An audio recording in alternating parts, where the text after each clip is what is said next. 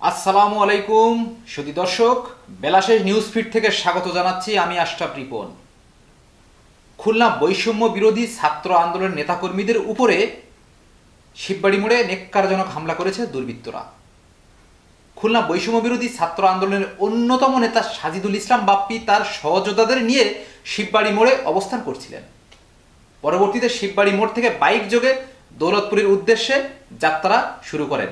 ঠিক সেই মুহূর্তে শিববাড়ি মোড়ের উপরে 10-12 জন দুর্বৃত্ত অতর্কিতভাবে তাদের উপরে হামলা চালায়। বেশ কয়েকজন গুরুতর আহত হয়ে খুলনা মেডিকেল কলেজে চিকিৎসাধীন আছেন। একজনকে ধারালো খুর দিয়ে ডাইন পায়ে মারাত্মক জখম করা হয়েছে। এমন পরিকল্পিত হামলা কারা চালিয়েছে তাদের এখনও শনাক্ত করা যায়নি। আমরা এইভাবে অতর্কিত হামলা হয়েছে, হুট করে 16-17 জন মানুষ হামলা করছে। আমরা এইভাবে চিনতে পারিনি কাউরে যে ওরা কে বা কারা ছিল। এই জন্য আমরা আসলে বলতে পারবো না। আসলে এটা তো বলতে পারবো না। যদি বলতে পারতাম তাহলে তো তাদের চিনতামই তাদের। Thank you. এই নেক্কারজনক হামলার প্রতিবাদে তাৎক্ষণিক বিক্ষোভ মিছিল করেছে খুলনা বৈষম্য বিরোধী ছাত্র আন্দোলনের নেতাকর্মী।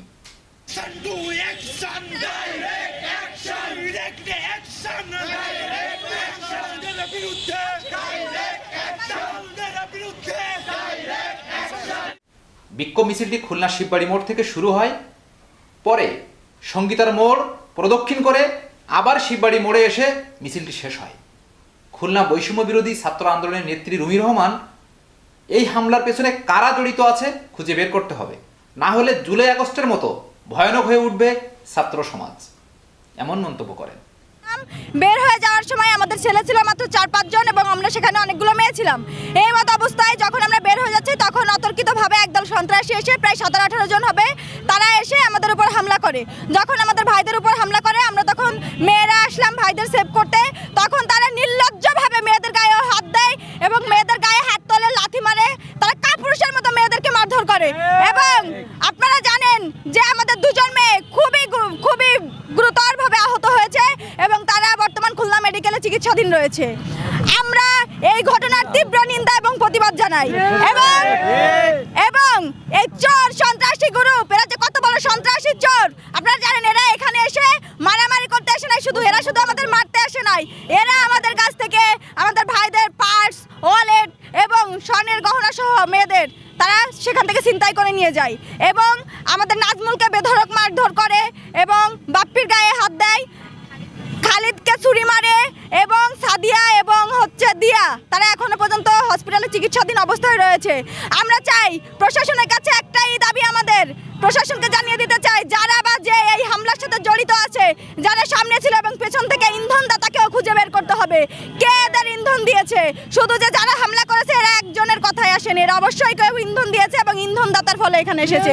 সেই ইন্ধনদাতাকে খুঁজে বের করে শাস্তির আওতায় আনতে হবে, না হলে এই ছাত্র সমাজ যে আরো কত ভয়ানক হতে পারে জুলাই আগস্টে সেটা আমরা দেখিয়েছি, আরো কত ভয়ানক হতে পারে সেটাও আমরা ভবিষ্যতে দেখিয়ে দেব।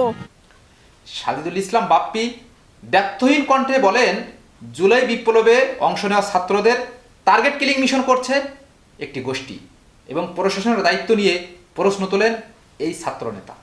আপনারা জানেন আজকে বিকাল 3টায় আমরা যখন এই শিববাড়ি মোড়ে জিয়া হলের থেকে আমরা যখন বের হয়ে যাচ্ছি তখন 8-10 জন সন্ত্রাসী অতর্কিতভাবে আমাদের গতি রোধ করে আমাদের হাজী মহসিন কলেজের মেধাবী শিক্ষার্থী নাজমুল হোসেন ইমরানকে টেনে হিসড়ে নিয়ে বেধড়কভাবে নাজমুলকে তারা আর কি পেটাতে থাকে এবং তারা কাপুরুষোচিতভাবে, তারা অত্যন্ত ঘৃণিতভাবে তারা আমাদের নারী সহযোদ্ধাদের উপরে ঝাঁপিয়ে পড়ে।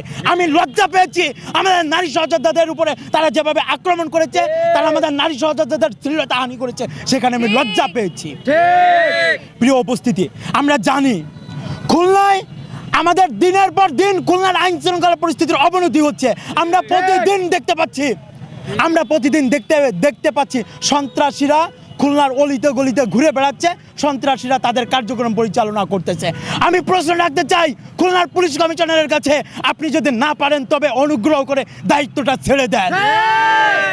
বিপ্লবী ছাত্র জনতা এগুলা দেখতে চাই না, আমরা এগুলা দেখতে চাই না। আমরা স্পষ্টভাবে বলতে চাই, এই হামলার ঘটনা যারা ঘটিয়েছে আমরা তাদের কাউকে ছাড় দিব না। আমরা দেখেছি কিছুদিন ধরে ছাত্রদেরকে টার্গেট কিলিং করা হচ্ছে এবং আজকে রড বাস সহ দেশীয় অস্ত্র শস্ত্র নিয়ে আমাদের বিএল কলেজের মেধাবী শিক্ষার্থী খালিদ শাহরিয়ার ইসলাম খালিদ বিএল কলেজের ম্যানেজমেন্টের 4র্থ বর্ষের শিক্ষার্থী খালিদকে ছুরি মারা হয়েছে। খালিদের উরুর পিছনের সাইডে ছুরি মারা হয়েছে, সামনের সাইডে ছুরি মারা হয়েছে। খালিদ এখন খুলনা মেডিকেলে ভর্তি। এগুলো কারা করছে? ছুরি নিয়ে কারা ঘুরে বেড়ায়? এগুলোকে পুলিশ জানে না? এগুলোকে প্রশাসন জানে না? কেন আমাদেরকে রাস্তায় নামতে হবে? আপনাদের মনে রাখা প্রয়োজন 2000 মানুষের রক্ত, শত শত শিশুদের রক্ত এবং হাজার হাজার মানুষের পঙ্গুত্বের মধ্য দিয়ে আজকে আপনারা এই চেয়ারে বসেছেন। যদি চেয়ারের মর্যাদা রাখতে না পারেন তাহলে আপনাদের এই চেয়ারে থাকার কোনো অধিকার নাই। আমরা স্পষ্টভাবে বলছি যে বা যারা এই আক্রমণের ঘটনা ঘটিয়েছে তাদের সবাইকে আইনের আওতায় আনতে হবে। ছাত্রদেরকে টার্গেট কিলিং করা হচ্ছে, যেটা আমরা দেখেছি। আমরা লাস্ট কয়েক সপ্তাহ ধরে আমরা দেখে আসছি। আজকে ম্যাচ দিয়ে আজকে আমাদেরকে পুড়িয়ে দেওয়ার পরিকল্পনা করে। সেখানে ম্যাজের কাঠি ব্যবহার করা হয়েছে। কেন ম্যাজের কাঠি কারা ব্যবহার করে, কি উদ্দেশ্যে ব্যবহার করে, এগুলো কি প্রশাসন জানে না? আমাদের মেয়েদের গলার থেকে চেন নিয়ে যাওয়া হয়েছে, এগুলো কারা করে? ছিনতাই কারা করে? ছিনতাই লীগের আস্তানা কি এই বাংলায় হবে? আপনারা কি ছিনতাই লীগের আস্তানা এই বাংলায় রাখতে চান?